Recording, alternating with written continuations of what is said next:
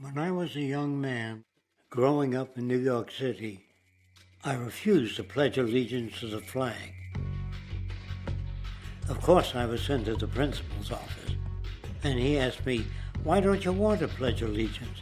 Everybody does." I said, "Everybody once believed the earth was flat, but that doesn't make it so."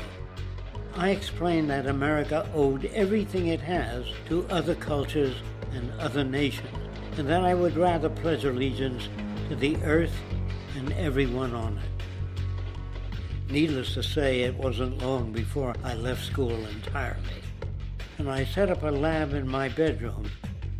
There I began to learn about science and nature. I realized then that the universe is governed by laws, and that the human being, along with society itself, was not exempt from these laws. Then came the crash of 1929, which began what we now call the Great Depression. I found it difficult to understand why millions were out of work, homeless, starving, while all the factories were sitting there. The resources were unchanged. It was then that I realized that the rules of the economic game were inherently invalid. Shortly after came World War II, where various nations took turns systematically destroying each other. I later calculated that all the destruction and wasted resources spent on that war could have easily provided for every human need on the planet. Since that time, I have watched humanity set the stage for its own extinction. I have watched as the precious finite resources are perpetually wasted and destroyed in the name of profit and free markets. I have watched the social values of society be reduced into a base artificiality of materialism and mindless consumption.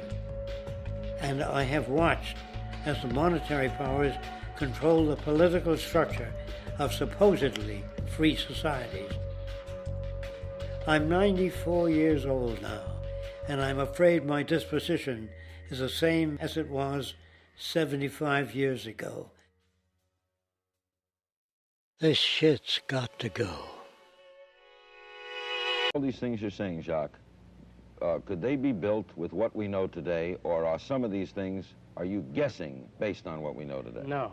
All of these things can be built with what we know today. It would take 10 years to change the surface of the earth, to rebuild the world into a second Garden of Eden.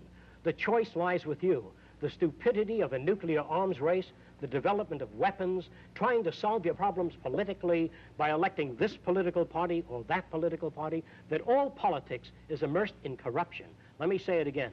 Communism, socialism, fascism, the Democrats, the liberals, we want to absorb human beings. All organizations that believe in a better life for man, there are no Negro problems or Polish problems or Jewish problems or Greek problems or women's problems. They're human problems. I'm not afraid of anybody. I don't work for anyone. No one can discharge me. I have no boss.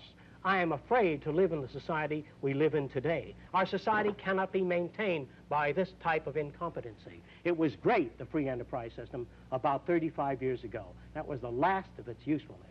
Now we've got to change our way of thinking or perish. The horror movies of the future will be our society, the way it didn't work. And politics would be part of a horror movie.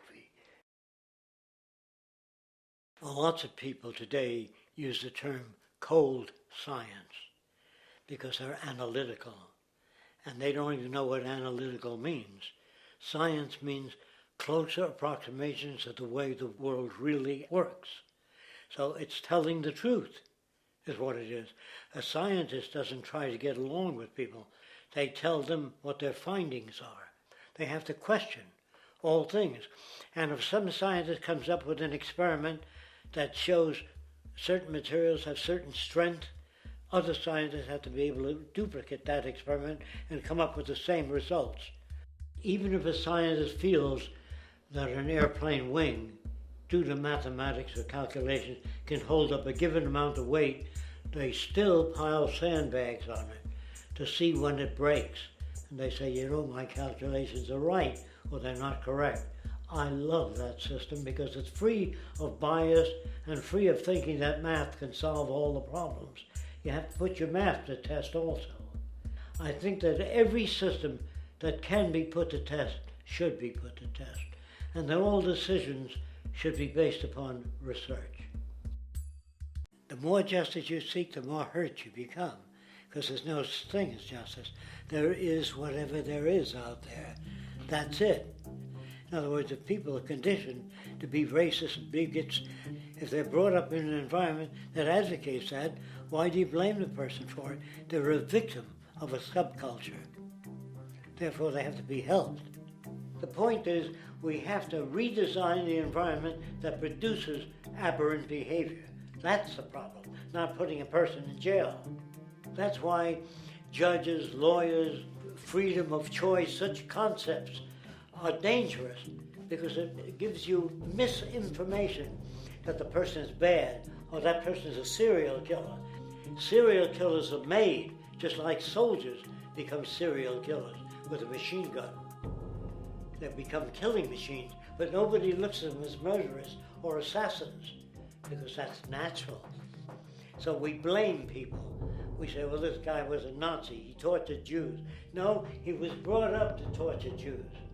Once you accept the fact that people have individual choices and they're free to make those choices, free to make choices means without being influenced. And I can't understand that at all. All of us are influenced in all our choices by the culture we live in, by our parents, and by the values that dominate. So we're influenced. So there can't be free choices. What's the greatest country in the world? The true answer, I haven't been all over the world, and I don't know enough about different cultures to answer that question. I don't know anybody that speaks that way. They say, it's good old USA, it's the greatest country in the world. There's no survey. Have you been to India? No. Have you been to England? No. Have you been to France? No. What do you make your assumptions on? They can't answer. They get mad at you. They say, well, goddamn it, who the hell are you to tell me what to think? You know, don't forget, you're dealing with aberrated people. They're not responsible for their answers. They're victims of culture. That means they've been influenced by their culture.